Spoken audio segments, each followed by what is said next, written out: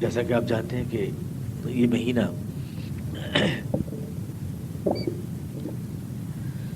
اسلامی کیلنڈر کا اہم ترین مہینہ ہے.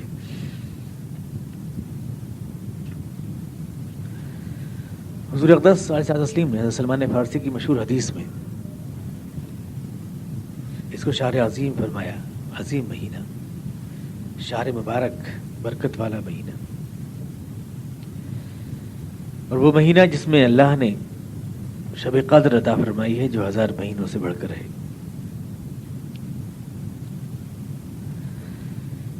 لیکن قرآن کہہ رہا ہے کہ اس کی اصل عظمت یہ ہے کہ یہ اس میں قرآن کریم نازل ہوا ہے. اس مہینے کی اصل عظمت یہ ہے،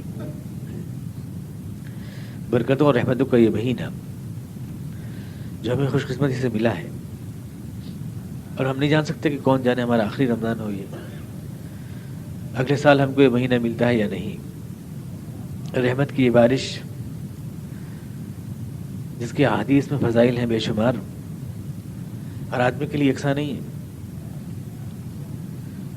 بارش تو برستی ہے لیکن اس میں سے ہر آدمی اتنا ہی فیض حاصل کرتا ہے جتنا وہ سمیٹ سکے. سب ہر زمین پہ برستی ہے بارش، چٹیل میدان میں برستی ہے، گڈھوں میں برستی ہے، کھیتوں میں برستی ہے، تالاب میں برستی ہے، لیکن ہر زمین اپنی صلاحیت کے مطابق اس میں سے پانی لیتی ہے. چٹیل زمین پہ بارش برستی ہے لیکن بہہ جاتی ہے، کوئی پانی کی بوند اس کو نہیں ملتی. تو اس مہینے کی برکتیں اپنی جگہ ہیں، لیکن برکتیں ہر شخص کے لیے برابر نہیں ہیں، یکساں نہیں ہیں. جیسے بارش ہر ایک کے لیے یکساں نہیں ہوتی، بلکہ جتنی برکتیں اس کی آپ سمیٹ لیں جتنی برکت والا ہے یہ آپ کے لیے، بس جتنی آپ سمیٹ سکتے ہیں. اور جو سو جائے، جو کسان ہے، بارش برس رہی ہے لیکن سو رہا ہے، کھیتی نہیں بو رہا، تو ظاہر ہے وہ اس سے کچھ حاصل نہیں کر سکتا.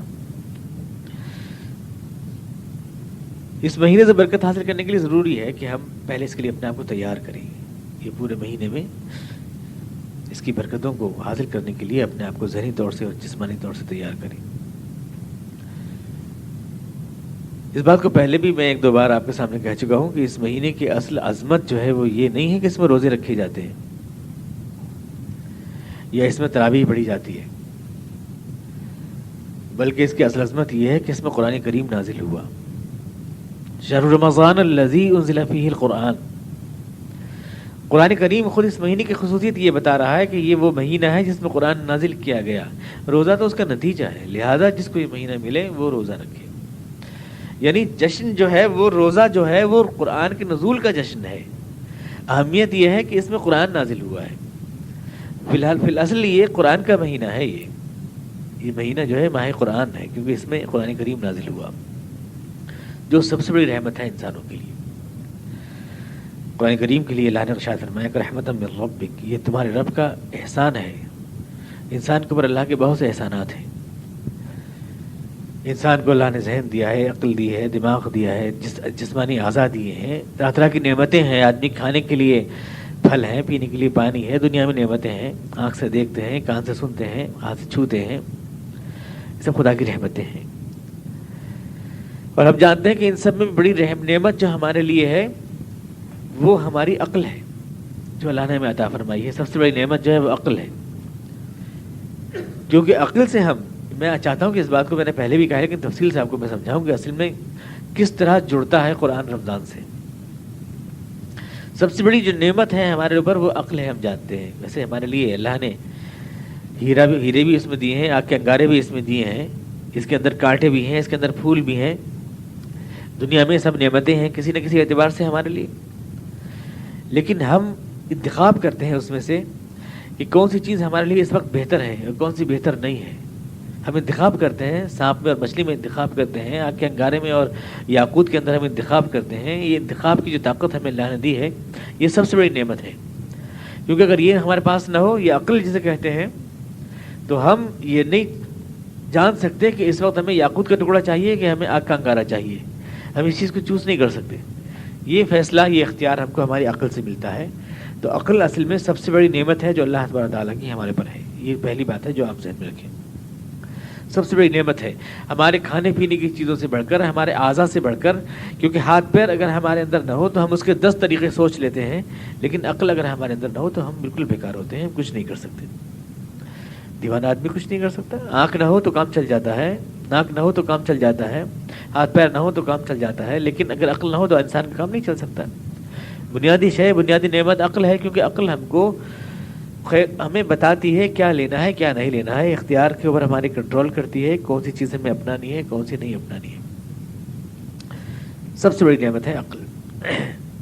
لیکن عقل سے بھی بڑی نعمت ہے وہ عقل جو ہمیں اللہ کی طرف سے ملی ہے، یعنی وحی الہی، جسے قرآن کہیے آپ، کیونکہ دنیا کی عقل جو ہمارے جسم میں ہے یہ ہم کو صرف یہ بتاتی ہے کہ انگارہ لیں کہ یاقوت لیں، اس ٹائم یہ دوا لیں کہ وہ دوا لیں، صرف اتنا بتاتی ہے، یعنی مادی چیزوں کے اندر ہمیں بتاتی ہے صرف امتیاز کرنا، اور پھر یہ کہ یہ فانی ہے، فنا ہو جانے والی ہے، آج ہے کل نہیں، ہم مر جائیں گے، عقل ہماری ختم ہو جائے گی، ہمارے لیے فضول ہے، اس کے سارا کام ختم ہو جائے گا، کارکردگی ختم ہو جائے گی۔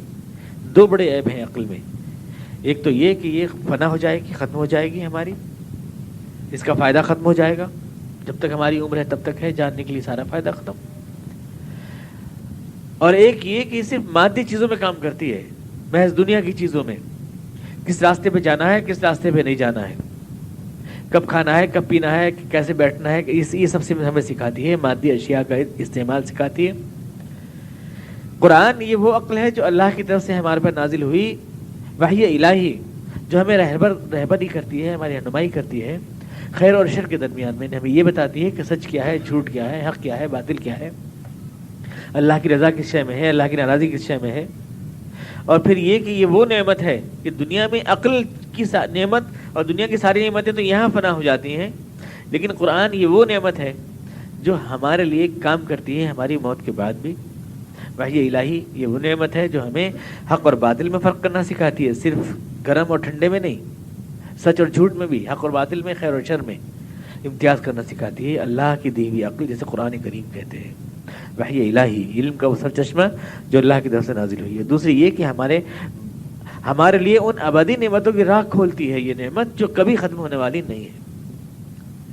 دنیا کی نعمتیں فنا ہو جانے والی ہیں، لیکن یہ ان نعمتوں کی راہ کھولتی ہے جو کبھی فنا ہونے والی نہیں ہے۔ تو دو امتیاز ہیں، اس لیے قرآن کریم کو ہم کہہ سکتے ہیں کہ اللہ کی سب سے بڑی نعمت ہے، کیونکہ دنیا کی نعمتوں میں جب سب سے بڑی نعمت جو عقل ہے، اس سے بھی بڑی نعمت جو ہے ظاہر ہے وہی ہمارے لیے سب سے بڑی نعمت ہے۔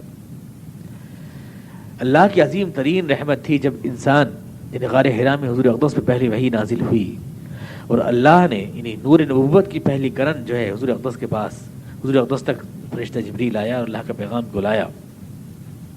یہ اللہ کی سب سے بڑی رحمت اس لیے تھی کہ گویا اللہ نے یہ فیصلہ فرمایا تھا کہ اس گناہ اور ظلم میں بھٹکتی انسانیت کو اونچے درجے پہ پہنچایا جائے، اس کو ابدالآباد کی نعمت عطا فرمائی جائے، اس کو ہمیشہ کی کامیابی کے قابل بنایا جائے۔ اس لیے یہ سب سے بڑی نعمت تھی جب اللہ رحیم و کریم نے انسان کی طرف توجہ فرمائی کہ اس کی ہدایت کا فیصلہ، اس کی ہدایت کا انتظام بھی کیا جائے، صرف اتنا ہی نہیں کہ پیٹ بھرنے کا انتظام کیا جائے، صرف اتنا ہی نہیں کہ پانی پلانے کا انتظام کیا جائے بھوک پیاس کا، بلکہ اس کی جو حقیقی ضرورت ہے، یعنی یہ میری رضا کیسے حاصل کر سکتا ہے، اس دنیا میں کیسے کامیاب ہو سکتا ہے، اس بات کو بتانے کا جب اللہ نے فیصلہ فرمایا، جب حضور اقدس کے اوپر وحی الہی کی پہلی آیت نازل ہوئی، تو یہ سمجھیے کہ انسان کی خوش قسمتی کا سب سے بڑا لمحہ تھا۔ اس لیے قرآن کریم نے کہا رحمتم من ربک، قرآن کا نازل ہونا اے رسول تمہارے رب کی عظیم ترین نعمت تھی۔ الرحمن علم القرآن، وہ مہربان ہے جس نے انسان کو قرآن دیا۔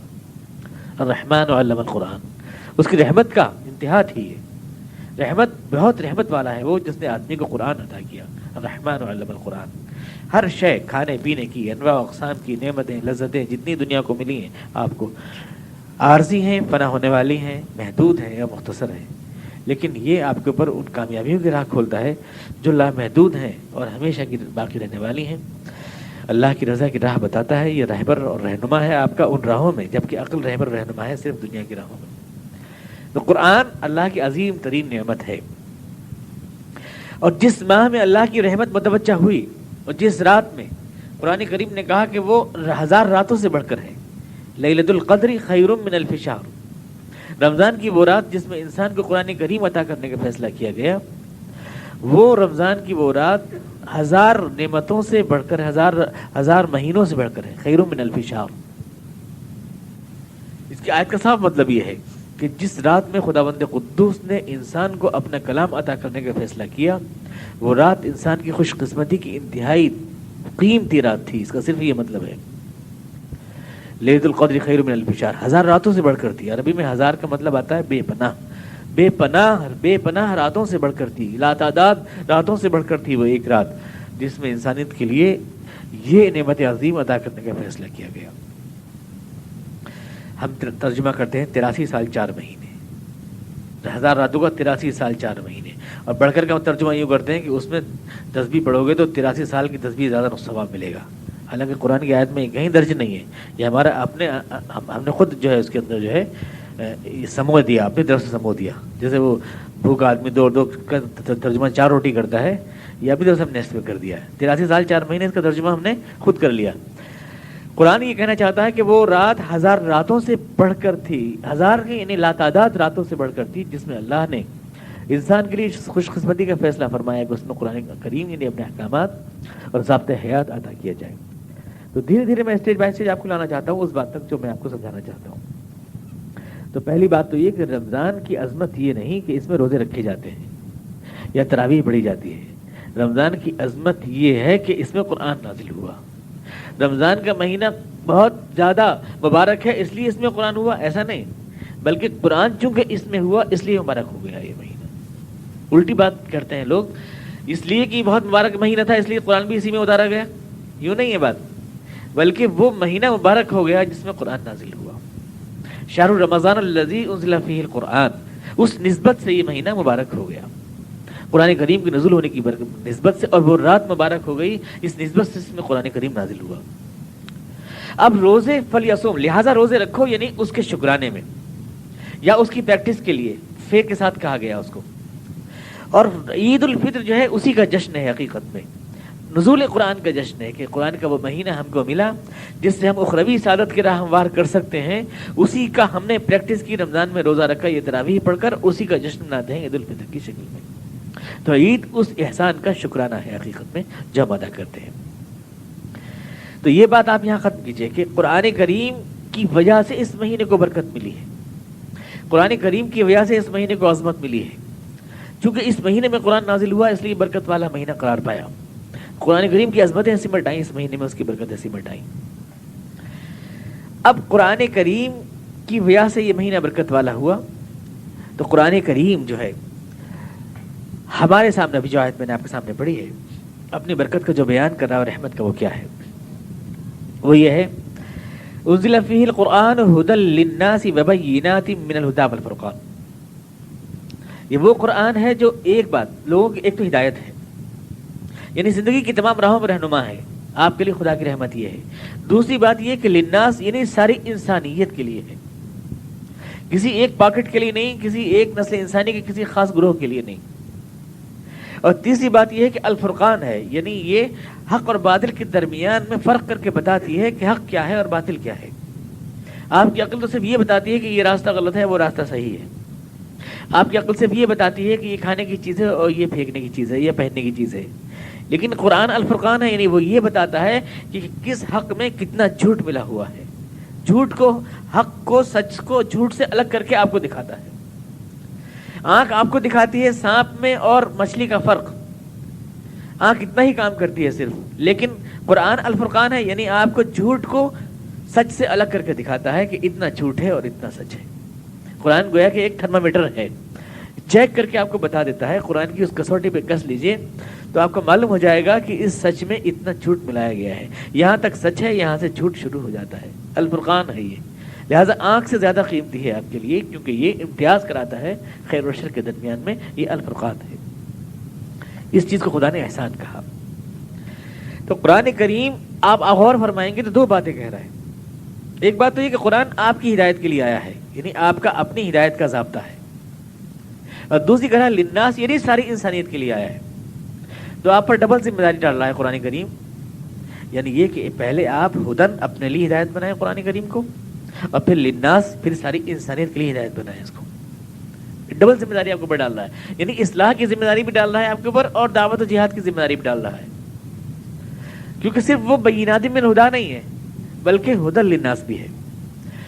اب آپ اپنی بھی اصلاح کریں گے کیونکہ وہ بینات من الہدیٰ ہے، اور آپ ساری دنیا کو بھی اس کے طریقے پر، اس راہ پر لائیں گے کیونکہ وہ ہدی للناس بھی ہے۔ اصلاح بھی کریں گے، صلاح بھی کریں گے، خود بھی اس راہ پر چلیں گے، دوسروں کو بھی اس راہ پر چلائیں گے۔ ظاہر یہ بہت بڑا ڈبل ڈیوٹی آپ کو قرآن کریم ڈال رہا ہے، اپنے آپ کو بھی ٹھیک کرنا اور قرآن کی ہدایت کے مطابق خود کو چلانا، اور دوسری دنیا کو بھی اس راہ پر لانا اور خدا کی ہدایت کے مطابق چلانے کی کوشش کرنا۔ ایک ذمہ داری اس میں ایسی ہے جس کے لیے آپ کو چاہیے ایمان اور علم۔ اپنی اصلاح کے لیے آپ کو ضرورت ہے ایمان کی اور علم کی، قرآن پر آپ کا ایمان ہو کہ یہ حق ہے اور سچائی صرف اسی میں ہے، کہیں نہیں ہے، یہ ضروری ہے۔ اور یہ کہ آپ قرآن کو جانتے بھی ہوں کہ قرآن آخر آپ کو بتاتا کیا ہے۔ دو اشیاء آپ کو چاہیے اپنی اصلاح کے لیے، ایک تو قرآن کی صداقت پر پکا یقین ہو آپ کو کہ یہ سچا ہے قرآن، اس کے علاوہ سچ کہیں نہیں، صداقت کا سرچشمہ ہے یہ۔ اور ایک یہ بات آپ مانیں، جانیں کہ قرآن میں ہے کیا، علم، اور اس سے جڑیں آپ، ربط قرآن کریم سے آپ کا ہو، یہ ضروری ہے آپ کے لیے۔ تین اشیاء اپنی اصلاح کے لیے ضروری ہیں: قرآن پر ایمان، قرآن کا علم، اور قرآن سے آپ کا جڑنا مستقل طور سے۔ اس کے بغیر آپ کی اصلاح ممکن نہیں ہے۔ کئی بار اس کو میں ایکسپلین کر چکا ہوں بہت تفصیل کے ساتھ۔ اور دوسری ذمہ داری یعنی ہدی للناس، ساری دنیا تک یہ ہدایت پہنچانا، جو آپ کے لیے دعوت اور جہاد کی طالب ہے، جدوجہد اور قربانی کی، اس کے لیے آپ کو چاہیے استقامت، صبر اور قربانی اور جہاد۔ ظاہر ہے دو چیز، پہلی ذمہ داری کے لیے آپ کو علم و ایمان کی ضرورت ہے، دوسری ذمہ داری کے لیے آپ کو صبر و استقامت اور جہاد اور جدوجہد کی ضرورت ہے اور قربانی کی ضرورت ہے۔ ہدی للناس بنانے کے لیے آپ کو چاہیے ایک اسٹرگل، ایک جدوجہد، ایک استقامت، ایک صبر، ایک جمنا مشکلات میں، اور اپنے اصلاح کے لیے آپ کو چاہیے قرآن کی تفصیلات کا علم اور اس کے اوپر سچا ایمان۔ قرآن کریم تو ظاہر ہے کہ ایک تو آپ یہ جانتے ہو کہ ایک ضابطہ ہے قرآن کا، یہ نہیں کہ کوئی ضابطہ ہی نہیں ہے قرآن کا، جیسے لوگ کہہ دیتے ہیں، مسلمان ہوتے ہوئے بھی کہتے ہیں کہ قرآن نے اس بارے میں کوئی ضابطہ نہیں دیا ہے۔ یہ ضابطہ ایک تو آپ کو معلوم ہونا چاہیے کہ ضابطہ ہے، ایک یہ کہ اس کے علاوہ کوئی ضابطہ نہیں ہے، اور پھر یہ کہ اصل شے یہ ہے کہ اس کی اطاعت کی جائے۔ کوئی چیز خیر اور شر نہیں ہے، خیر وہ ہے جس کو یہ خیر کہے، شر وہ ہے جس کو یہ شر کہے۔ سونا عبادت نہیں ہے، جاگنا عبادت نہیں ہے، کھانا عبادت نہیں ہے، پینا عبادت نہیں ہے، نہ سونے میں ہے، نہ جاگنے میں، نہ کھانے میں ہے، نہ پینے میں، بلکہ حقیقت میں اطاعت میں ہے اس کی، جو اللہ فرمائے۔ اللہ کہے کھاؤ تو کھانا اطاعت بن جائے، عبادت بن جائے، کہے مت کھاؤ تو نہ کھانا بن جائے، کہے وہ سو تو سونا عبادت بن جائے، اور کہے جاگو تو جاگنا بن جائے، اپنے آپ کسی فعل میں نہیں ہے۔ تو ایک تو چاہیے اس بات پر ایمان، اس لیے حضور فرما رہے ہیں ایمان و احتساباً کے الفاظ آپ نے فرمائے، اور دوسری چیز علم، یعنی ایک ضابطہ ہے قرآن کریم کے پاس۔ یہ دو چیز اپنی اصلاح کے لیے چاہیے، اور صبر، استقامت، قربانی اور جد و جہد، یعنی اس کے لیے تیار ہونا، اس کے لیے قربانی دینا، اپنی خواہشات کی، اپنے جسم جان کی، اپنی تمام چیزوں کی، اس کے لیے ضروری ہے دنیا میں اس مشن کو پھیلانے کے لیے، اس حیثیت سے کہ آپ اور میں اس مشن کے وارث بنتے ہیں، قرآن کے وارث بنتے ہیں، اس کو دنیا میں پھیلانا ہماری ذمہ داری ہے۔ ہمیں ایمان کی ضرورت ہے، ہمیں علم کی ضرورت ہے، ہمیں قرآن سے جڑنے کی ضرورت ہے، ہمیں صبر کی ضرورت ہے، ہمیں استقامت کی ضرورت ہے، ہمیں جد و جہد کی ضرورت ہے۔ ان ساری چیزوں کو اگر آپ سمیٹ کے ایک لفظ میں کہنا چاہیں تو وہ ہے تقویٰ۔ تقویٰ یعنی ہمیں تقویٰ کی ضرورت ہے۔ تقویٰ نام ہے اللہ کی مرضی کو جاننے کا، تقویٰ نام ہے اللہ پر یقین کرنے کا، تقویٰ نام ہے اللہ کی راہ، اللہ سے ڈر کر ان چیزوں سے بچ جانے کا جو ہمارے مقصد کی راہ میں مزاحم ہے۔ تقویٰ کے معنی آتے ہیں بچنا۔ تو ہمیں گویا قرآن چونکہ خدا نے ہمیں دیا، یہ نعمت عظیم دی، اس نعمت عظیم کا حامل بننے کے لیے ہمیں ایک مشن کے وارث بنے کہ ہم خود اپنے آپ اس کی تصویر بنیں اور دنیا کو اس کے ٹریک پر لائیں۔ تو اس کے لیے ہمیں صبر، استقامت، جدوجہد، قربانی، ایثار اور اس سے جڑنا اور اس سے رہنمائی لینا، ان سب چیزوں کی ضرورت ہے۔ میں نے کہا ان سب چیزوں کو آپ سمیٹ کے ایک لفظ میں کہہ سکتے ہیں تقویٰ۔ قرآن کریم نے اس کو کہا ہے تقویٰ۔ اب یہ تقویٰ کیا شے ہے، اس کی اور وضاحت ہو جائے، کیوں قرآن کریم نے کہا کہ قرآن صرف ان کو ملے گا جو تقویٰ والے ہوں گے۔ الف لام میم ذالک کتاب لا ریب فیہ ھدی للمتقین۔ ہدایت ضرور ہے یہ تمہارے لیے بھی، ساری انسانیت کے لیے بھی، لیکن ہدایت صرف ان کے لیے ہے جو تقویٰ رکھتے ہوں، یہ شرط ہے۔ لہذا جب ہم قرآن کے حامل بنے تو ہمیں یہ جاننا ضروری ہے کہ تقویٰ کیا شے ہے اور وہ کیسے حاصل ہو سکتا ہے۔ یہ دو چیزیں ہمیں جاننا چاہیے، تقویٰ کیا شے ہے اور وہ کیسے حاصل ہو سکتا ہے۔ تو تقویٰ کیا شے ہے پہلے ہم یہ جانیں، تقویٰ ہے کیا شے جو ضروری ہے قرآن کریم کو حاصل کرنے کے لیے، قرآن کریم کے حامل بننے کے لیے، اپنی زندگی اس پر ڈھالنے ہیں اور دنیا کو بھی ڈھالنے ہیں اس کے اوپر، اس کے لیے ہمیں چاہیے یہ کہ ہم جانیں کہ تقویٰ کیا شے ہے. اسے قرآن کریم ہی سے پوچھتے ہیں کہ تقویٰ کیا شے ہے. قرآن کریم کی اصطلاح میں قرآن کریم نے خود تشریح کی ہے تقویٰ کی. ھدی للمتقین الذین یؤمنون بالغیب. متقی وہ ہیں جو بن دیکھے پہ یقین کرتے ہیں. متقی وہ ہیں المتقین الذین یؤمنون بالغیب، جو بن دیکھے پہ یقین کرتے ہیں. یہ آگ ہے، میں اس میں ہاتھ نہیں ڈالوں گا، بچاؤں گا اپنا ہاتھ اس سے، اس لیے کہ میری آنکھ دیکھ رہی ہے کہ یہ آگ ہے. میری آنکھ دیکھ رہی ہے. میں گڈھے میں پیر نہیں ڈالوں گا اپنا کیونکہ میری آنکھ دیکھ رہی ہے کہ یہاں گڑھا ہے.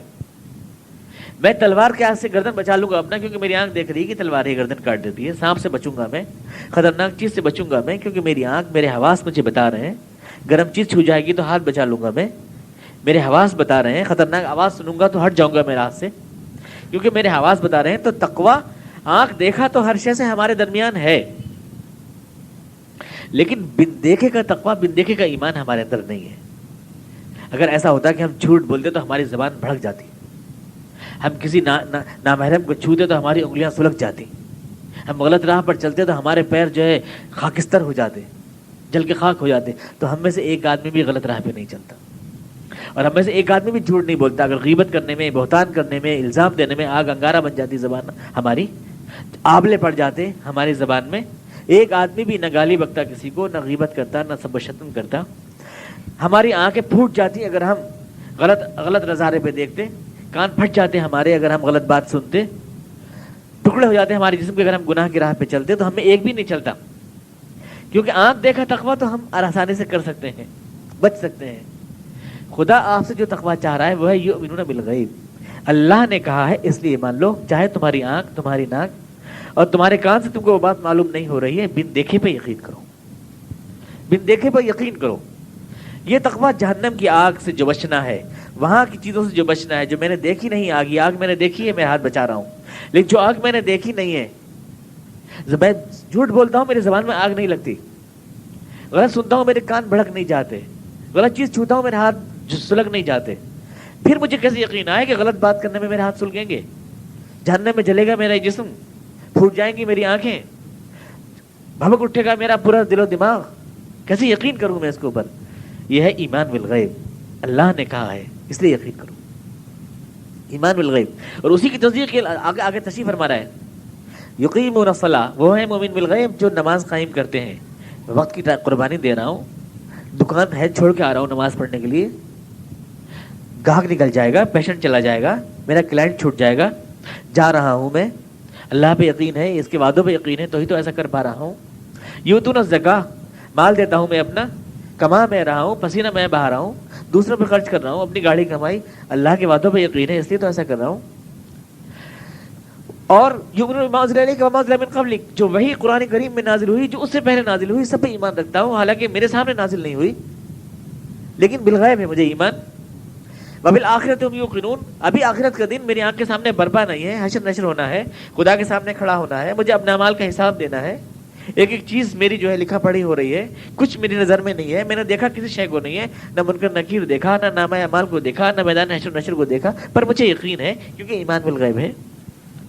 تو بن دیکھے پر یقین، یہ ہے ایمان تقویٰ. حقیقت میں بچ جاؤں ایک شے سے، دیکھ کر بچوں تو یہ کیا بچنا ہے؟ بن دیکھے بچوں، یہ ہے بچنا حقیقت میں. بن دیکھے غیب پہ ایمان رکھوں. میں دنیا میں ایمان رکھتا ہوں نہیں رکھتا ہوں. ایک انجینئر سے میں مکان ڈیزائن کراتا ہوں، میں اس سے نہیں کہتا کہ کھڑکی یہاں پہ رکھ دیتے. ڈاکٹر سے علاج کراتا ہوں، میں اس سے نہیں کہتا یہ والا انجیکشن لکھ دیتے. میں اس کے اوپر ایمان بالغیب بھی تو رکھتا ہوں، مجھے اس پہ یقین ہے. اس کے بعد ہزاروں مریض آتے ہیں، ٹھیک ہو جاتے ہیں تو یہ ٹھیک ہی کہتا ہوگا، مجھے خود پوری میڈیکل سائنس پڑھنے کی ضرورت نہیں ہے. اس کے بعد کوئی فلاسفر ہے، کوئی بھی شے ہم یقین کرتے ہیں اس کے اوپر، یہ ایمان بالغیب ہوتا ہے. ایسے ہی ہم اللہ کے رسولوں پر ایمان بالغیب لاتے ہیں.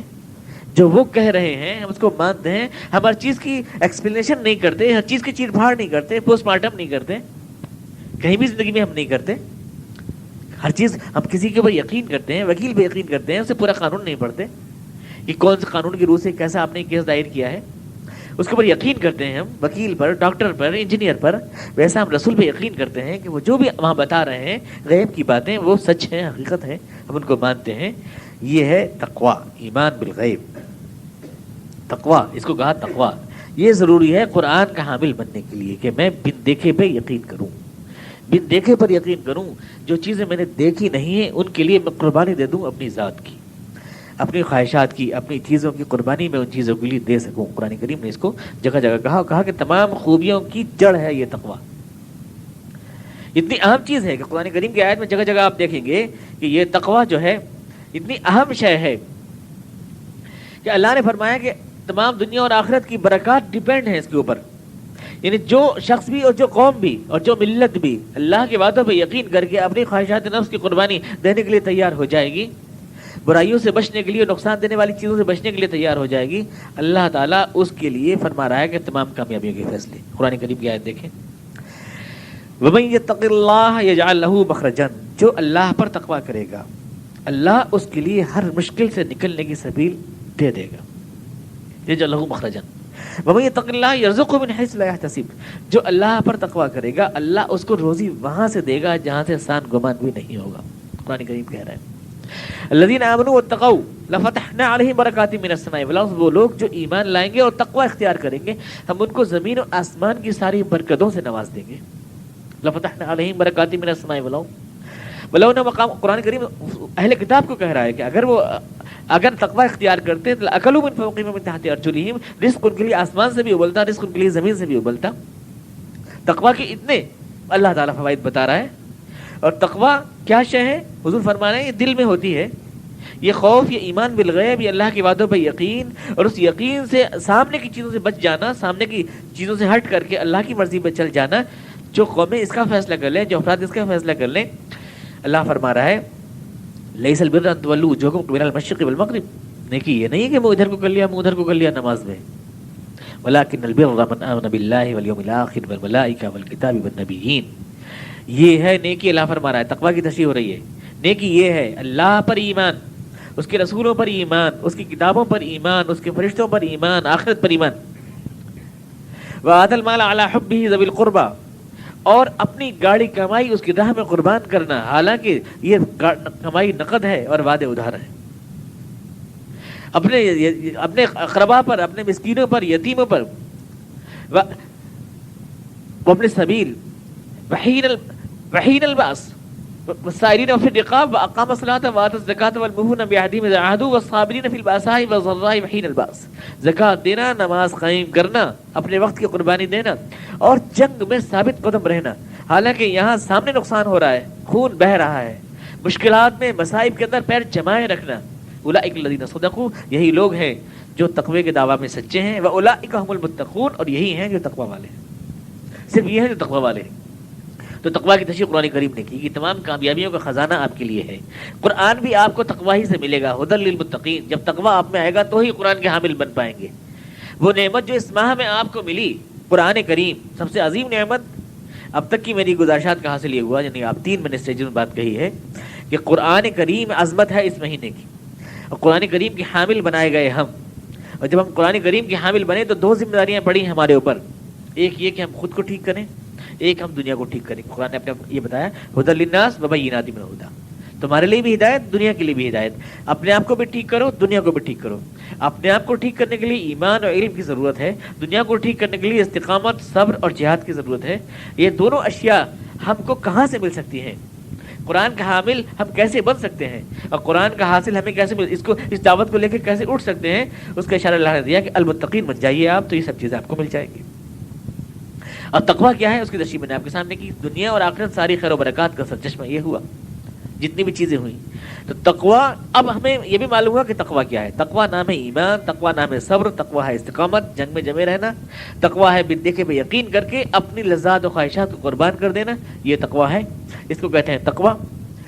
قرآن کا حامل بنتی ہے وہ قوم جو تقویٰ والی ہو، لیکن تقویٰ کہاں سے ملے، تقویٰ کی پریکٹس کیسے ہو؟ اس کا جواب اللہ نے دیا، اس کا جواب اللہ نے دیا، اس کا جواب اللہ نے دیا، اس کا جواب اللہ نے دیا۔ اس مہینے میں اس کی پریکٹس لازمی تھی تاکہ آپ حقیقی معنی میں قرآن کے الفاظ والے نہ بنیں بلکہ قرآن کے معنی والے بن جائیں، قرآن کریم کی حقیقت آپ کے اندر آ جائے۔ اس لیے ضروری تھا کہ جب وہ متقین پر ڈیپینڈ ہے، تقویٰ پہ ڈیپینڈ ہے قرآن کا سمجھنا اور قرآن کا حامل بننا اور قرآن کو لے کے اٹھنا، تو تقویٰ آپ میں پیدا کیسے ہو؟ پیدا یہ سب سے بہتر طور پہ کرے گا روزہ، الصوم۔ تو تقویٰ پیدا ہوگا روزے سے۔ اب دوسری بات یہ آئی کہ تقویٰ پیدا ہوگا. تقویٰ جو ساری خیرات کا سرچشمہ ہے یہ پیدا ہوگا روزے سے. روزے سے کیسے پیدا ہو جائے گا؟ اب تیسرا سوال یہ ہے روزے سے کیوں پیدا ہو جائے گا؟ میں نے کہا تھا تقویٰ کی حقیقت ہے ایمان بالغیب. یعنی ایک چیز نظر نہیں آ رہی ہے سامنے، اپنی خواہشات کی قربانی دینا اور خواہشات کو قربان کر دینا یہ ضروری ہے کسی اندھے کے وعدے پر جو میرے آنکھوں کے سامنے نہیں ہے. کسی اندھے کے وعدے پر یہ پیدا ہو گیا آپ کو روزے سے. روزے کا لفظ کیا ہے پہلے اس کو سمجھیں. عربی میں الخیل الصائم، وہ گھوڑا جس کو جہاد کے لیے تیار کرتے تھے اس کو الخیل الصائم کہتے تھے. بھوکا پیاسا رکھتے تھے اس کو، بھوکا پیاسا رکھتے تھے اس کو کافی ٹائم، جس سے دو فائدے ہوتے تھے. ایک تو یہ کہ گھوڑے میں بھوک پیاس برداشت کرنے کی طاقت پیدا ہو جاتی تھی. لمبی لڑائیوں میں، جنگلوں میں، ریگستانوں میں کئی دن ایسے گزر سکتے ہیں کہ جہاں کھانا نہ ملے، جہاں پانی نہ ملے. تو ایک تو گھوڑے میں بھوک پیاس برداشت کرنے کی طاقت پیدا ہو جاتی تھی، اور دوسرے چھریرا ہو جاتا تھا. وہ بھوک پیاس کی مشقت برداشت کرنے کی وجہ سے چھریرا اور تیز رفتار ہو جاتا تھا. اس کو کہتے تھے الخیل الصائم. وہ گھوڑا جو چھریرا بن جائے اپنے مقصد کے انجام دہی کے لیے، جو چست ہو جائے، پھرتیلا ہو جائے، اور جو مشکلات اور مصائب کو برداشت کرنے کی طاقت اپنے اندر پیدا کر لے، وہ ہے صائم، الخیل الصائم. اس کو میں نے کئی بار آپ سے پہلے بھی کہا ہے کہ ہم اصل میں روزہ کہہ دیتے ہیں، اس لیے اس کا پورا مقصد کلیئر نہیں ہوتا. روزہ کہہ دیتے ہیں کہ روزہ رکھا ہے. ہم حج کو حج کہتے ہیں، ہم زکوٰۃ کو زکوٰۃ کہتے ہیں، مگر ہم صوم کو روزہ کہتے ہیں. صوم کو ہم صوم نہیں کہتے. ہم حج کا ترجمہ انگریزی میں بھی حج ہی کرتے ہیں. کوئی بھی اس کو جو ریلیجس ٹریول نہیں کرتا ترجمہ اس کا انگریزی میں. اسی طرح سے ہم زکوٰۃ کا ترجمہ زکوٰۃ کرتے ہیں، کوئی بھی اس کو ریلیجس ٹیکس کا ترجمہ نہیں کرتا. لیکن روزے کا ترجمہ ہم فاسٹنگ کرتے ہیں انگریزی میں. روزے کو ہم ایک دم جو ہے ٹرانسلیٹ کر دیتے ہیں، یعنی اس کو صوم کو ایک دم ٹرانسلیٹ کر دیتے ہیں اور روزہ اردو میں کر دیتے ہیں، جس کی وجہ سے اس کا پورا جو مقصد ہے وہ کلیئر نہیں ہوتا. الصائم، اب دیکھیں، اب خیل الصائم سے اس کو جوڑ کے دیکھیں لفظ کو. وہ گھوڑا جو سدھایا گیا، اور وہ گھوڑا جس کو بھوکا پیاسا رکھا گیا تاکہ مشقتیں برداشت کر سکے، اور وہ گھوڑا جس کو چھریرا بنائے گا تاکہ پھرتیلا ہو جائے اور مقصد کے لیے تیار ہو جائے، تاکہ مشکلات جو اس کی ہیں جہاد کی راہ کی وہ اس کے لیے آسان ہو جائیں. اس کو کہا الخیل الصائم. تو صوم ہوا اصل میں وہ تیاری کا مرحلہ. اس لیے قرآن کریم سے آیت میں کہہ رہا ہے کہ یرید اللہ بکم اليسر ولا یرید بکم العسر. دین کے سارے احکام مشکل ہیں، لیکن خدا ان مشکلوں کو آسان کرنے کے لیے تم کو روزہ دے رہا ہے. ایک چیز کی آپ پریکٹس کرتے ہیں، مشکل چیز آپ کے لیے آسان ہو جاتی ہے. آپ کے لیے بچے کو چلنا مشکل ہوتا ہے پہلے، لیکن چلتے پریکٹس پہ چلنے لگتا ہے. کوئی بھی شے دھیرے دھیرے ہم لکھنا سیکھتے ہیں، پہلے الف بنانا سیکھتے ہیں، بے بنانا سیکھتے ہیں، پھر اپنا پوری ٹریننگ ہو جاتی ہے، پھر لکھنے لگتے ہیں تیزی کے ساتھ. ٹائپ سیکھتے ہیں، پہلے ایک انگلی کر کے دباتے ہیں کہ بٹن کو بھی ہمیں انگلیاں رواں ہو جاتی ہیں اس کے اوپر. ایک چیز شروع میں جو ہے مشکل ہوتی ہے، لیکن جب پریکٹس ہو جاتی ہے تو آسان ہو جاتی ہے. پھر تو یہ ہوتا ہے کہ ہماری انگلیاں بٹنس پہ ہوتی بھی نہیں اور اوپر ہوتی ہیں، اور ہم ٹائپ کرتے رہتے ہیں، ہماری انگلیاں آٹومیٹک چلتی رہتی ہیں. تو وہ کام جو پہلے مشکل تھا ہمارے لیے آسان ہو جاتا ہے. یرید اللہ بکم اليسر ولا یرید بکم العسر کا مطلب یہی ہے کہ خدا تعالیٰ دین کے احکامات تمہارے پر آسان کرنا چاہتا ہے. جہاد کا جس حکم بہت مشکل ہے، اس کے لیے تمہیں آسان کرنا چاہتا ہے. یہی بات تھی، اسی کانٹیکسٹ سے میں نے کہا تھا جو ہمارے محترم دوست کو شکایت ہو گئی کہ آپ نے پھر عسر کا ترجمہ کیا ہے بتائیے. یہاں پہ ایک صحابہ بھی گئے، سوال کرنے لگے تھے طالب علم. سمجھے تو ہے نہیں میری بات، میں کہنا کیا چاہتا ہوں، اور مجھ ترجمہ کریں کہ پھر آپ نے یسر کا یہ ترجمہ کر دیا تو پھر عسر کا ترجمہ کیا ہے. میں نے بتایا کہ میں عسر کے ترجمے کو منع نہیں کر رہا ہوں. جو مشکل احکامات ہیں زندگی کے وہ مشق سے آسان ہو جاتے ہیں، اور روزہ ان کی مشق ہے، ٹریننگ ہے. صوم اس کو نہیں، ہمیں سدھانے کی، ہمیں جو ہے ہمیں اپنی خواہشات کو اللہ کی مرضی کے مطابق ڈھالنے کی مشق ہے. یہ روزے کو حدیث میں کہا اللہ نے کہ میرے لیے ہے اور میں اس کی جزا دوں گا. آپ دیکھیں تو اس کانٹیکسٹ میں اس حدیث کو بھی سمجھ سکتے ہیں. ایک میں نے باقاعدہ پورا درس الگ سے حالانکہ اس حدیث کو سمجھانے کے لیے آپ کو دیا تھا، لیکن آسان طور سے آپ چند لفظوں میں یہاں بھی سمجھ سکتے ہیں.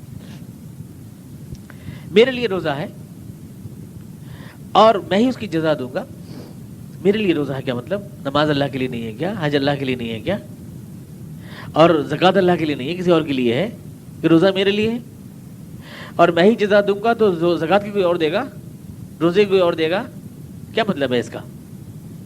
تو اس کا مطلب یہ بتا دیتے ہیں کہ صاحب اصل میں روزے میں بات یہ ہے کہ آپ چپ کے جا کے کچھ پی آئیں تو کوئی دیکھے گا نہیں. غسل خانے میں پانی پی لیا، کسی نے دیکھا نہیں پی رہے ہیں تو یہ اللہ میں کے لیے تو نہیں پی رہے ہیں. میں نے آپ سے عرض کیا تھا یہ کوئی جواب نہیں ہے، پرفیکٹ جواب نہیں ہے. اچھا میں الحمد کے بعد اس میں جو ہے غالب کے شعر پڑھ رہا ہوں، نماز میں کوئی سن رہا ہے کیا؟ میں کیوں نہیں پڑھ رہا ہوں؟ تو وہ بھی تو اللہ کے لیے نہیں پڑھ رہا ہوں، میں اللہ سے ڈر رہا ہوں تبھی تو نہیں پڑھ رہا ہوں. وہ بات جو روزے میں ہے وہ تو نماز میں بھی ہے، وہ تو نماز میں بھی ہے.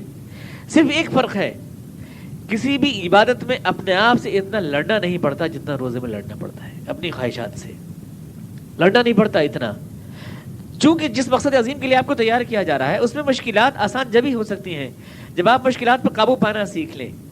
ہر مشکل، سب سے مشکل مرحلہ ہوتا ہے اپنی ذات کی اندرونی خواہشات پر قابو پانا. میرا کھانے کو دل چاہ رہا ہے، میرا پینے کو دل چاہ رہا ہے، میری جنسی خواہشات ہیں یا کچھ بھی ہیں، ان کو میں کنٹرول کر رہا ہوں.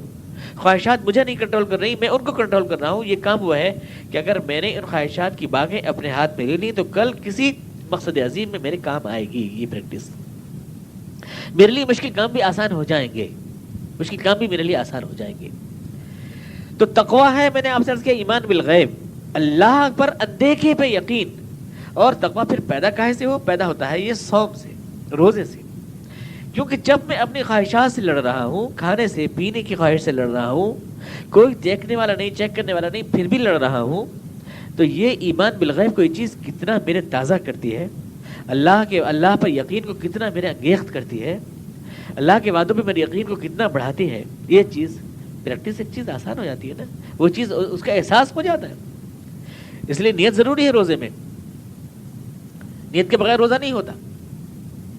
خطبے میں ابھی جمعے میں یہ بات بتا رہا تھا، اس کی مزید تفصیل میں تشریح میں آپ کے سامنے کر دیتا ہوں کہ نیت کا مطلب کیا ہے، نیت کیوں ضروری ہے روزے کے لیے، نیت کے بغیر روزہ کیوں نہیں ہوتا. فرض ہے، لوگ تو نیت اس کو سمجھتے ہیں کہ پڑھ دیا واہ بے سو میں غد نویت من شہر رمضان، ان لوگوں نے یاد کر رکھا ہے، اور وہ اس میں حالانکہ وہ بالکل ٹیکسٹ بھی غلط ہے اس کا، اور لوگ سمجھتے ہیں کہ اس کے بغیر روزہ نہیں ہوتا. روزہ ویسے بھی ارادہ دل کو کہتے ہیں، ارادہ قلب کو کہتے ہیں. زبان سے اس کا ریپیٹیشن ضروری نہیں ہے، لیکن کم سے کم ریپیٹیشن ہو تو صحیح تو ہو، الفاظ میں صحیح الفاظ میں تو ہو. اس میں واو کی تو کوئی تکی نہیں ہے، عربی قاعدے کے اعتبار سے واو عطف کے لیے ہوتی ہے، اس سے پہلے ایک جملہ چاہیے، کوئی جملہ اس سے پہلے نہیں ہے جو ہونا چاہیے. بہرحال نیت کیا چیز ہے؟ نیت روزے کی نہیں ہوتی، یاد رکھیں. نیت جو ہے وہ روزے کی نہیں ہوتی.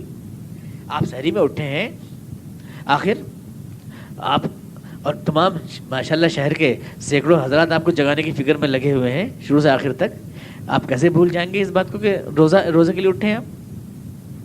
نیت تو اپنا آپ ہو جائے گی. نیت روزے کی تھوڑی ہے، نیت روزے کے مقصد کی ہے. میں کس لیے روزہ رکھ رہا ہوں؟ نویت للہ، اللہ کے لیے رکھ رہا ہوں، اللہ کی رضامندی کے لیے رکھ رہا ہوں، اس مقصد کو حاصل کرنے کے لیے رکھ رہا ہوں. اپنے اندر ضبط اور صبر اور استقامت اور انضباط پیدا کرنے کے لیے رکھ رہا ہوں. روزے کے شعور، یعنی روزے کا شعور دل میں تازہ کرنا ہے. روزہ ہے یہ تھوڑی تازہ کرنا ہے، وہ تو آٹومیٹک ہے، تو آٹومیٹک ہے. روزانہ کیوں ضروری ہے پھر؟ نیت پہلی تاریخ کو رکھ لو پورا 30 دن کا، ایک دم سارا مہینہ جو ہے روزے کا ہی تو ہے. یہ نیت ایک مہینے کی ایک ساتھ ہو جائے، لیکن ایسا نہیں ہے. ہر عمل کرنے سے پہلے یہ ضروری ہے کہ میں یہ تازہ کروں اپنے اندر، مقصد میرا کیا ہے، اللہ کی رضا کے لیے، اپنے آپ کو تیار کرنے کے لیے. تو یہ نیت اصل میں استحضار نیت اس لیے ضروری ہے کہ اس سے جو ہے عمل کا رخ متعین ہوتا ہے، اس میں جان پڑتی ہے. اور جب تک جان نہ پڑے تب تک عمل نتیجہ نہیں لا سکتا. دنیا میں انسان ہے، یہ بے جان ہے، یہ جاندار ہے، کیا فرق ہے؟ آنکھ بھی وہی ہے، ناک بھی وہی ہے، کان بھی وہی ہے، سب کچھ وہی ہے دونوں کا، لیکن ایک میں مومنٹ ہے، ایک میں مومنٹ نہیں ہے، اس لیے کہ اس میں جان ہے، اس میں جان نہیں ہے. جان سے جو ہے عمل نتیجہ خیز بنتا ہے، جان سے جو ہے حرکت آتی ہے، جان سے لاش کے بجائے چلتا پھرتا انسان ہو جاتا ہے. ایسے ہی عمل میں اگر نیت کی جان نہ ہو تو وہ لاش ہے، صرف اس میں مومنٹ نہیں، اس میں تحریک نہیں آتی. مقصد سے نہ جڑے کوئی شے تو کوئی فائدہ نہیں دیتی ہمیں. فائدہ ضروری ہے کہ ہم اس مقصد کا شعور ذہن میں لائیں کہ ہم کس لیے رکھ رہے ہیں، کاہے کے لیے تیار ہونا چاہتے ہیں. مقصد ہے تقویٰ کی صفت پیدا کرنا تاکہ ہم قرآن کریم کی ہدایت کے حاصل کرنے کے قابل ہو جائیں. روزہ فرض کیا گیا تھا کہ تقویٰ پیدا ہو. تقویٰ کیوں؟ تاکہ ہدی للمتقین، وہ قرآن جو متقین کے لیے ہدایت ہو وہ ہمیں مل جائے، اس قرآن کے حامل بن جائیں. اور قرآن کے حامل بننے کا مطلب کیا ہے کہ خود بھی اس پر چلنے والے اور دوسروں دنیا کو بھی اس کے ٹریک پہ لانے والے، کیونکہ وہ ہدن نہیں ہے، صرف ہدن للناس بھی ہے، ساری انسانیت کے لیے ہے. اور یہ ذمہ داری ہمارے پر ڈبل ہے، اور اس ڈبل ذمہ داری کی وجہ سے ہمیں صرف قرآن پر ایمان کافی نہیں ہے یا قرآن کا علم کافی نہیں ہے، بلکہ ہمیں صبر، استقامت، قربانی اور جہاد کی بھی ضرورت ہے. اور اس کی ٹریننگ کے لیے ہمیں روزہ چاہیے. جب تک اس بات کو آپ کمپلیٹ کر کے یوں نہیں کہتے نا تو قرآن کریم کی ساری آیتوں کو آپ ایک جگہ سمیٹ کے بیان نہیں کر سکتے، سارا مطلب نکل کے نہیں آ سکتا، اس کا جو ہے خلاصہ نکل کے نہیں آ سکتا۔ تو حقیقت میں یہ نیت جو ضروری، استحضار نیت مقصد کے شعور کے لیے ضروری ہے۔ اس پہ الگ سے کئی بار چونکہ رمضان میں درس ہوئے ہیں، اس کی اہمیت کو میں الگ سے واضح کر چکا ہوں کہ مقصد کا اگر شعور نہ ہو تو نتائج کیوں نہیں نکلتے، اس کی الگ سے آپ کیسٹس میں سن سکتے ہیں، وہ آپ کے سامنے ہے۔ آج تو میں صرف اس کی آپ کے سامنے کرنا چاہتا ہوں ایکسپلینیشن کہ کیوں رمضان تقویٰ کا مہینہ ہوا اور کیوں قرآن کو تقویٰ میں ڈیپینڈ کیا گیا، اور کیوں رمضان میں ہی آیا قرآن کریم، رمضان کا اور قرآن کا جوڑ کیا ہے۔ حضور اقدس ارشاد فرما رہے ہیں کہ من صام رمضان ایمانا واحتسابا ومن قام رمضان ایمانا واحتسابا، ضروری ہے صوم کے لیے بھی اور قیام کے لیے بھی، رات میں قرآن پڑھنے کے لیے بھی اور دن میں روزہ رکھنے کے لیے بھی دو چیزیں ضرور فرمانے ضرور، ایمان بھی اور احتساب بھی۔ ایمان یہ کہ مجھے یقین ہو اس بات کا چونکہ میں مومن ہوں اور چونکہ مجھے ایمان بالغیب ہے اللہ کے وعدوں پر، اس لیے میں یہ ساری مشقتیں برداشت کر رہا ہوں۔ احتساب کا مطلب یہ ہے کہ میں اس بات کو دیکھوں کہ میں وہ نتائج کہاں تک حاصل کر پا رہا ہوں جو اس سے اللہ نے میرے لیے رکھے ہیں، مقدر رکھے ہیں، جو اس سے میں حاصل کرنا چاہتا ہوں۔ ایمان و احتساباً یہ ایک پریکٹس ہے۔ قرآن کریم میں حضرت آدم کے لیے کہا گیا کہ انہیں اللہ نے جنت میں پیدا فرمایا اور اسے کہہ دیا کہ تم سب کچھ کھا سکتے ہو، جنت میں ہر شے کھا سکتے ہو، یہ پھل تمہارے لیے ہیں، پر اس درخت کے پاس نہیں جا سکتے۔ یہ ان کا روزہ تھا، حقیقت میں یہ اس اختیار کی مشق تھی کہ تم اس اختیار کو جو میں نے تمہیں عطا کیا ہے اسے غلط سمت میں استعمال نہیں کرو گے۔ اسی اختیار کو دے کر اللہ نے دنیا میں ہمیں بھیجا ہے جو اسلام کہلاتا ہے۔ اسلام بھی ایک روزہ ہے، بہت بڑا روزہ ہے اسلام، وہ بھی ایک روزہ ہے۔ یہ کرنا ہے، وہ نہیں کرنا ہے، یہ حلال ہے، وہ حرام ہے، اسے رکنا ہے، اسے اپنانا ہے، اسے نہیں اپنانا ہے، یہ روزہ ہی تو ہے اور کیا ہے۔ اس کو اور تھوڑا سا مختصر کر کے مشق کی شکل میں لائے ہیں کہ آج یہ آدمی ان چیزوں سے رک رہا ہے، حلال چیزوں سے رک رہا ہے، کل کو یہ حرام چیزوں سے بھی رک سکے۔ آج خالی پیٹ میرا کہنا مان رہا ہے، کل کو بھرے پیٹ بھی میرا کہنا مان سکے۔ اس کو مختصر کیا، اسی روزے کو جو بڑا روزہ تھا اس کو چھوٹا روزہ بنایا، تاکہ جب یہ روزہ پھیلے تو اسلام کی پوری حقیقت بن جائے، پوری حقیقت بن جائے۔ اب وہ آدمی جو صبح شام تک اپنے آپ سے لڑتا رہا، ایمان بالغیب چونکہ اللہ کے وعدوں پہ یقین ہے، اپنی خواہشات کو دباتا رہا، بھوک کو دباتا رہا، پیاس کو دباتا رہا۔ یہ ضروری ہے کہ آپ بھوک پیاس کا احساس کریں۔ امام غزالی نے لکھا ہے علوم میں اس لیے کہ روزے میں سونا، بہت زیادہ سونا درست نہیں ہے۔ سحری بھی لمبی تانتے ہیں لوگ تو 12 بجے اٹھتے ہیں سو کر، لکھا ہے علوم میں روزے میں سونا درست نہیں ہے، کیونکہ جب تم نے بھوک اور پیاس کا احساس نہیں کیا، یا سو گئے ظہر کی نماز پڑھ کر احساس ہی نہیں کیا، تو وہ ٹریننگ کہاں مل پائی تم کو؟ میں اپنے اللہ کے لیے بھوک پیاس برداشت کر رہا ہوں، ایک مقصد کے لیے اپنے آپ کو تیار کر رہا ہوں۔ یہی بھوک پیاس میں نے کل کسی میدان میں بھی کام آ سکتی ہے جہاں مجھے پینے کو پانی نہ ملے، زندگی کسی اور اس میں، یہی اپنے خواہشات کو جو میں آج کنٹرول کر رہا ہوں کسی نازک وقت میں یہی میرے پیر بچا سکتی ہے۔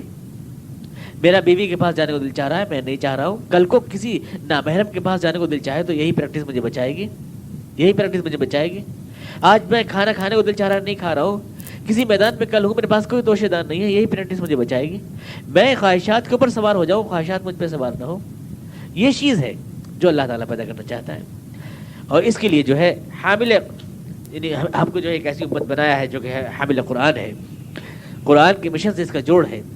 صوم ہمیں اس لیے دیا گیا تاکہ ہم اس مشن کے لیے تیار ہو جائیں اپنے آپ کو۔ اس لیے دیکھیے فے میں اشارہ ہے، فمن شہید، چونکہ یہ قرآن نازل ہوا ہے لہٰذا اب تم کو روزہ رکھنا ہے، اس کے لیے تیار ہونا ہے۔ من قام ومن صام رمضان، احادیث کے اندر جو ہے ہم جو ہے شکل کا جو ہے جتنے مسائل پوچھتے ہیں سب شکل کے مسئلے پوچھتے ہیں۔ جیسے میں نے کہا نا، جس میں جان اگر ہے اور ایک بے جان، ایک لاشا ہے ایک جاندار ہے، اصل شے جو ہے یہ ہے کہ اس میں جان ہے، لیکن ہم سارے شکل کے مسئلے پوچھتے ہیں۔ روزے کی ایک تو شکل ہے، ایک اس کی جان ہے۔ شکل تو یہ کہ صبح سے شام تک آپ کچھ کھائیں نہیں، پیے نہیں، بیوی کے پاس جائیں نہیں، یہ تو ہے شکل روزے کی۔ لیکن جان اس کی یہ ہے ایمان و احتساب، ایک مقصد کے لیے اپنے آپ کو تیار کر رہا ہوں میں، یہ ہے اس کی جان۔ سارے مسئلے ہمارے شکل کے ہیں، جان کی کچھ نہیں ہے۔ ناک ٹوٹ گئی تو کیا کرنا چاہیے، کان کٹ گیا تو کیا کرنا چاہیے، یہ مسئلے شکل کے ہیں سارے۔ لیکن جان نکل گئی تو کیا کرنا چاہیے، یہ اصل مسئلہ تو یہ ہے نا، اصل سوال تو یہ ہے کہ جان نکلی جا رہی ہے، اس کی جان کیسے بچائیں؟ ناک بچا لی تو جسم بچ جائے گا، جان نہ بچی تو کچھ نہیں بچے گا، کچھ نہیں بچے گا، جان نہیں بچی تو۔ چنانچہ آپ دیکھیں کہ بیڑی پینے سے ٹوٹے گا یا نہیں، اور تھوک سے ٹوٹے گا کہ نہیں, اور فلاں چیز, اس کا تو مسئلہ ہم بہت جسم والے مسئلے بہت پوچھ رہے ہیں, ناک کان کے, لیکن روزے کی جو اصل جان ہے وہ ہمیں مل رہی ہے کہ نہیں, اسے کوئی نہیں پوچھ رہا ہے. اصل مسئلے کو کوئی نہیں پوچھ رہا جو اس کے اصل جان کا مسئلہ ہے. سب جسم کے مسئلے ہیں, جتنے بھی مسئلے ہیں روزے کے جسم کے مسئلے ہیں, اس سے متعلق ہیں, اس کو اہمیت دے رہے ہیں, اور اس کو نہیں دے رہے ہیں جو اس کا اصل مقصد ہے, جس کو حضور اقدس ارشاد فرما رہے ہیں. جس نے غیبت کی رمضان میں اس کا روزہ نہیں ہوا, جس نے جھوٹ بولا رمضان میں اس کا روزہ نہیں ہوا, آپ ارشاد فرما رہے ہیں بل لم یدع قول الزور والعمل به. جس نے کسی بھائی کے اوپر بہتان لگایا اس کا روزہ نہیں ہوا, ٹوٹ گیا, فرما رہے ہیں. حالانکہ کسی پوسٹر میں روزہ توڑنے والی چیزوں میں نہیں لکھا ہوا ہوگا یہ جھوٹ بولنے سے روزہ ٹوٹ جاتا ہے, چونکہ وہاں تو سرے سے روزہ ہی نہیں رہا, یعنی جان ہی نکل گئی, تو اب کیا ناک اور کیا کان کا پوچھنا. جب جس کا مقصد ہی فوت ہو گیا روزے کا, تو اس میں یہ سارے مسئلے تو اوپر کے ہیں. روزہ ہو تو بھائی ناک اور کان پوچھے آدمی, اور جان ہی نکل گئی تو حضور فرمانے روزہ ہے ہی نہیں اس کا, سرے سے روزہ ہی ختم, وہ مقصد ہی خاطر. تمہیں شکل تو بہت دکھائی دے رہی ہے, جیسے مردے کی شکل کمپلیٹ ہوتی ہے, کان ناک سب پورے ہیں, لیکن اصل مقصد ہی نہیں ہے, تو بیکار ہے وہ روزہ, وہ انسان ہی نہیں ہے.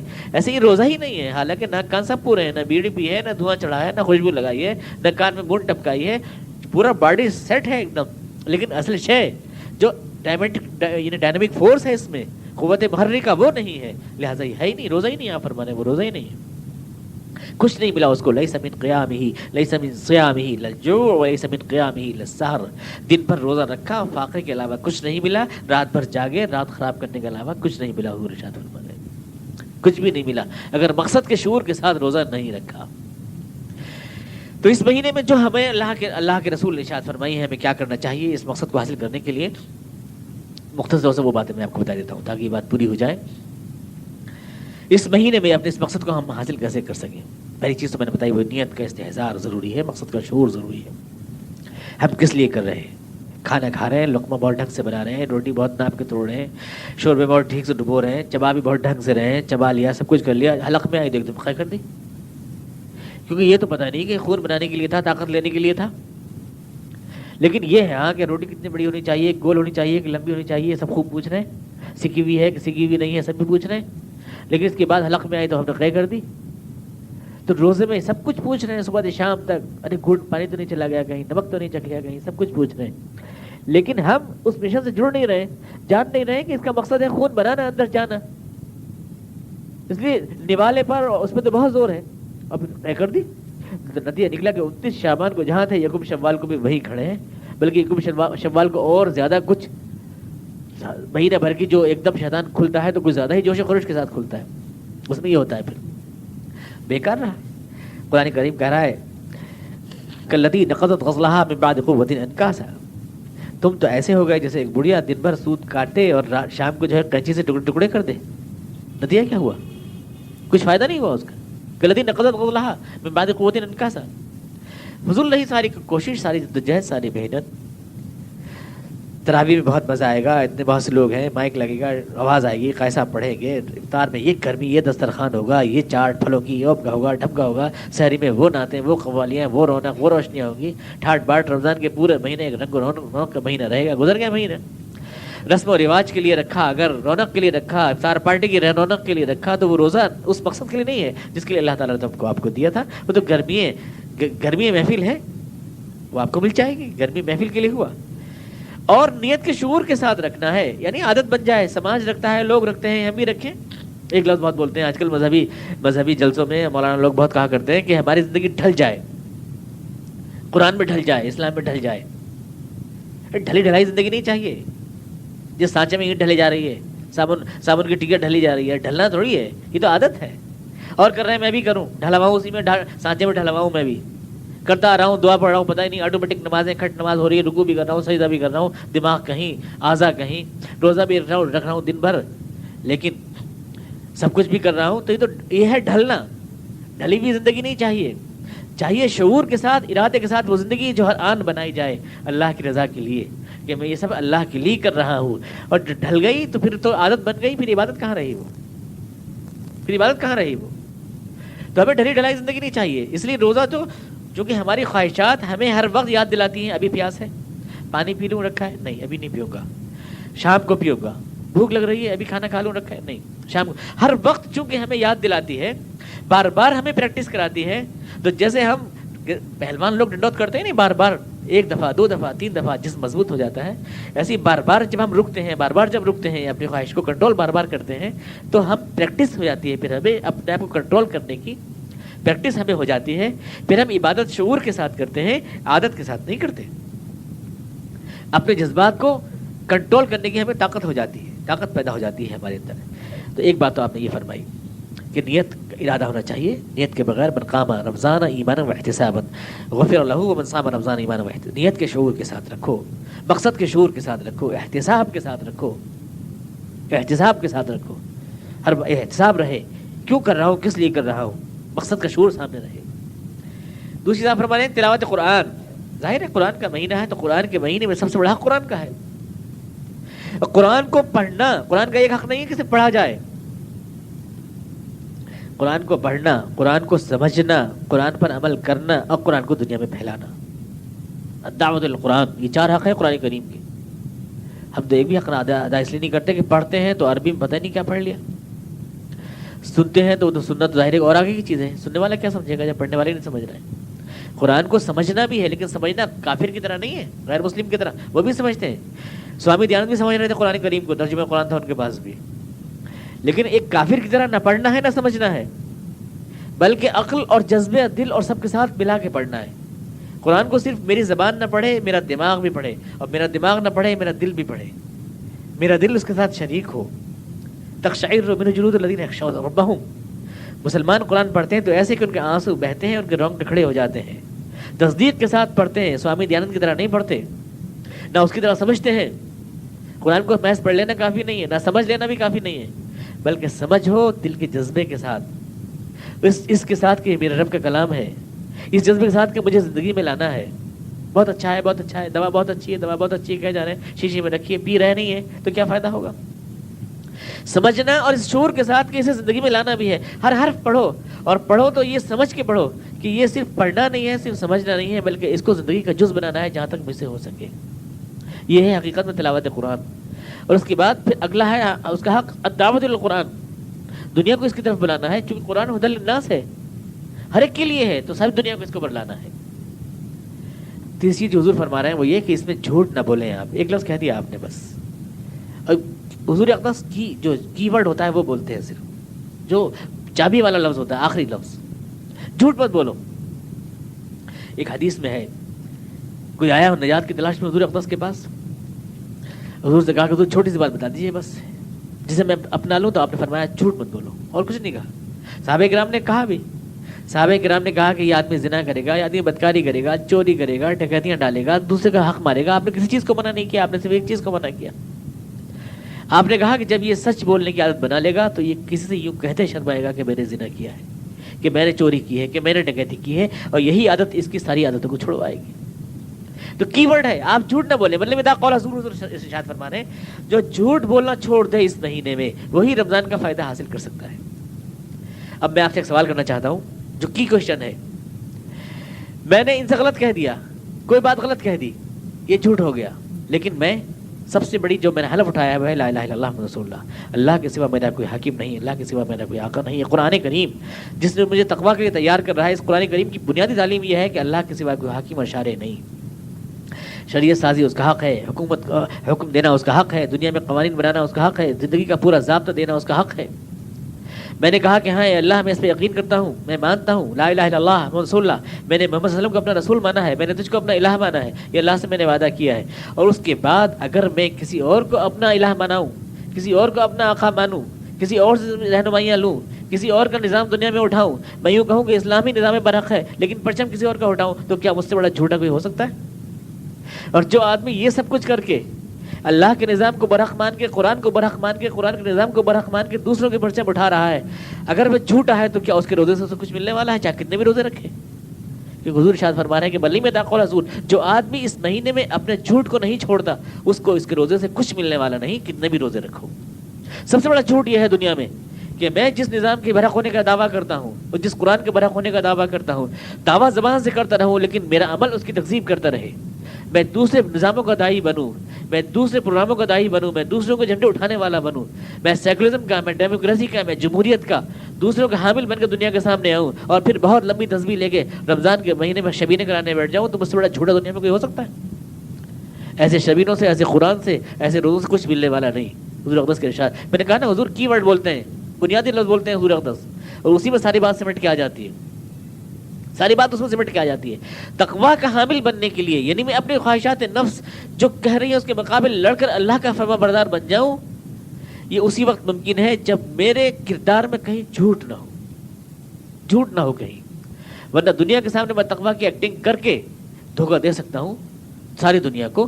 منافقین کہتے نہیں تھے حضور اقدس سے، اذا جاءک المنافقون قالوا نشهد انک لرسول اللہ، منافق جب آپ کے پاس آتے ہیں تو قسم کھا کھا کے کہتے ہیں کہ آپ یقیناً اللہ کے رسول ہیں۔ واللہ یعلم انک لرسول، اللہ کو معلوم ہے رسول کہ آپ اس کے رسول ہیں، ان کی انفارمیشن کی ضرورت نہیں ہے۔ واللہ یشہد ان المنافقین لکاذبون، اور اللہ گواہی دیتا ہے کہ یہ جھوٹے ہیں، سچ بات کہہ رہے ہیں، لا الہ الا رسول اللہ کہہ رہے ہیں تو جھوٹے کیوں ہیں؟ منافقین کہہ رہے ہیں نشہد انک رسول اللہ، ہم لا الہ پڑھنے والے ہیں، رسول اللہ پڑھنے والے ہیں، قرآن کہہ رہا ہے جھوٹے ہیں۔ کیوں جھوٹے ہیں؟ زبان سے کہہ رہے ہیں پر عمل سے تکذیب کرتے ہیں، اس کی زبان پہ الفاظ ہیں لا الہ الا رسول اللہ کے، لیکن اس کے مطابق زندگی کا ضابطہ نہیں ہے، تو جھوٹے ہیں۔ لہٰذا ان کے روزے زکاتوں سے کچھ ملنے والا نہیں ہے۔ مخلصا لہ الدین، دعا کے لیے ضروری ہے، رمضان کا مہینہ حضور فرمایا شہر الدعا ہے، دعا کا مہینہ، 34 حق، لیکن اس کے لیے بھی قرآن کریم نے شرط لگائی فدعوا اللہ مخلصین لہ الدین، دعا قبول ہونے کی شرط یہ ہے کہ اللہ کے لیے ہی دین خالص ہو۔ فدعوا اللہ مخلصین لہ الدین، اللہ کے لیے ہی دین خالص ہونا چاہیے۔ دین دوسروں کے لیے ہے، وفاداریاں دوسروں کے لیے ہیں، اور اس کے بعد دعوے اللہ میں کے لیے ہیں، تو اس سے دعا مانگنے کا ان ہاتھوں کا کوئی حق نہیں جنہیں طاغوت، جنہیں بادل کے خلاف زبان اٹھانے کا حوصلہ نہیں، چارہ نہیں، بڑے فرما بردار، بڑے تابع دار، پھر اللہ میں سے دعا بھی 1.5 گھنٹے کی مانگتے ہیں، ایسی دعا مانگنے کا انہیں کوئی حق نہیں، کیونکہ دعا صرف خدا سے وہ مانگ سکتے ہیں جنہوں نے اپنے دین کو اللہ کے لیے خالص کرنے کا فیصلہ کر لیا ہو۔ فدعوا اللہ مخلصین لہ الدین، قرآن کریم نے شرط لگائی ہے دعا کی، منافقوں کو اللہ سے دعا مانگنے کا کوئی حق نہیں ہے۔ فدعوا اللہ، کیونکہ اللہ تعالیٰ فرما رہا ہے قرآن کریم میں خود کہہ رہا ہے اجیب دعوت الداعی اذا دعانی فلیستجیبوا لی، اگر تم یہ چاہتے ہو کہ میں تمہاری دعا مانگوں، تمہارا کہنا مانوں، تم جو مانگ رہے ہو وہ مانگوں، تو میں جو تم سے مانگ رہا ہوں وہ بھی تو تم مجھ کو دو۔ میں اس کی دعا سنتا ہوں جو میری دعا سنتا ہے، میں اس کی پکار سنتا ہوں جو میری پکار پر آواز دھرتا ہے، اور جو منافق ہے اسے مجھے پکارنے کا کوئی حق نہیں ہے۔ جس نے میری آواز پہ کان نہیں دھرا اس کو مجھے آرڈر دینے کا کوئی حق نہیں ہے کہ اللہ مجھے یہ کر دے وہ مت کر دے، یہ مجھے کہنے کا حق نہیں ہے۔ تو دعا کا مہینہ ہے، حضور اقدس ارشاد فرما رہے ہیں، شہر بواسطہ فرما رہے ہیں، غمخواری کا مہینہ ہے، اس مہینے میں کرنے کا جو پروگرام بتا رہا ہوں میں آپ کو، دعا کیجیے، غمخواری کیجیے مسلمان سے، تلاوت کلام پاک کیجیے، یہ سب جو عملی ورکنگ پروگرام ہے۔ تو شہر غمخواری آپ فرما رہے ہیں، تبسم فی وجہ کی افقی کا صدقہ آپ فرما رہے ہیں، تم اپنے بھائی سے ہنس کے ملو، یہ بھی تمہارے لیے صدقہ ہے، تم اپنے بھائی کے ڈول میں پانی ڈال دو، یہ بھی تمہارے لیے صدقہ ہے، تم اس کے کھیت میں پانی دے دو، کوئی عالم ہے تو اپنے علم سے، کوئی مالدار ہے تو اپنے مال سے، کوئی مزدور ہے تو اپنے جسم سے، اپنے مسلمان بھائی کے کام آئے۔ یہ ضروری ہے، یہ مہینہ خاص ہے اس کے لیے، ویسے پورے سال آپ سے مطلوب ہے یہ چیز، لیکن چونکہ یہ پریکٹس کا مہینہ ہے اس لیے اسپیشلی اس میں بونس کا مہینہ ہے، اس لیے ٹریننگ آپ کو اسپیشلی اس میں کرائی جا رہی ہے کہ یہ آپ کے لیے ضروری ہے۔ صدقہ نفل ہم سمجھتے ہیں، جب نفل کا لفظ بولتے ہیں یا فرض کا لفظ بولتے ہیں یا مستحب کا یا مکروہ کا، تو سوچتے ہیں کہ ہو نہ ہو وضو کا اور نماز کا ذکر ہے، بس نفل اور فرض اور مستحب اور واجب اور مکروہ اور بس یہ سب نماز میں ہوتے ہیں، ہم یہ سمجھتے ہیں۔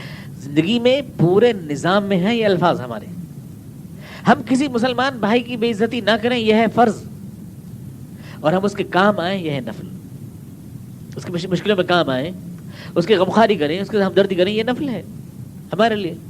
ہم سمجھتے ہیں بس نفل فرض وہ ہے، یہ صاحب بڑے نوافل ادا کر رہے ہیں، وہ صاحب بڑے فرائض ادا کر رہے ہیں، چاہے دوسرے کا حق مار رہے ہیں، چاہے مسلمانوں کو گالیاں بک رہے ہیں، اتہام بہتان لگا رہے ہیں، الزام تراشی ہیں، ان کے نوافل میں ان کے فرائض میں کوئی فرق نہیں آ رہا، کیونکہ نوافل اور فرائض تو سب مسجد میں ہوتے ہیں نا ادا، اور کہیں نہیں ادا ہوتے۔